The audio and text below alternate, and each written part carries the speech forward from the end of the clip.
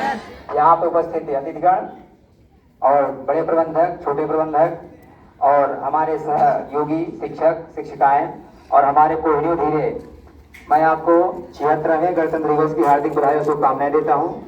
साथ ही ये भी कहता हूं कि हमें जो आज़ादी मिली है वो साधारणतया नहीं मिली है, इसके लिए बहुत सी समस्याओं का सामना करना पड़ा। कहीं खून की होली खेलनी पड़ी तो कहीं कलम की। तो कलम की होली जो होती है वो आप देख ही रहे हो, हमें यहाँ तक ले आई। और खून की होली कहीं ना कहीं अच्छा तो है, लेकिन वो कुछ रास्ते जटिल कर देती है।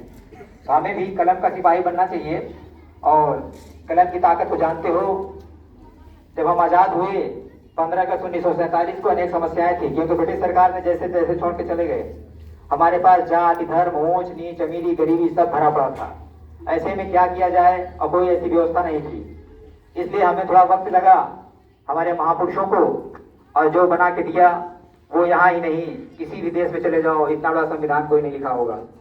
और अच्छी बात ये रही कि इसके जितने ही शब्द हैं वो अपने आप में महान है। जो भी कहे कि ये गलत है वो एक बार और पढ़े, फिर एक बार और पढ़े, और फिर ऐसे पढ़ते पढ़ते फिर उसके बाद अंतिम में बताए क्या हुआ, तो शायद वो कहेगा कि ये तो स्वर्ग में भी ऐसा कानून नहीं हुआ। इसलिए इस दुनिया का सबसे सुंदर और सुनहरा संविधान आपके पास है, हमें उसका अध्ययन करना चाहिए और आने वाली पीढ़ी के लिए, भविष्य के लिए भी सोचना चाहिए। हालांकि उसमें सोचने की जरूरत नहीं पड़ेगी, क्योंकि संविधान इतना आगे चल रहा है, जो लिखा गया है वो 50 साल आगे लिखा हुआ है। और सोचने वाली बात थी कि इतनी दूरदर्शिता थी कहाँ। आज हम लोग अपने विषय अपने सब्जेक्ट में उलझे हुए हैं, लेकिन आप देखोगे इतनी बड़ी पुस्तक, इतनी चीजें और भविष्य के लिए भी लिखी गई है। आपको भी नहीं, समस्त जीव जंतुओं को भी इसी में राइट दिया गया है। इसलिए अब मैं यही चाहूंगा कि आपको जितना हो सके उतना पढ़िए और ऐसे ही आप हीरे की तरह चमकने का प्रयास कीजिए। शायद आप वहां तक तो नहीं, लेकिन इस मिट्टी के कर्ज को अदा कर सकें। जय हिंद, जय भारत।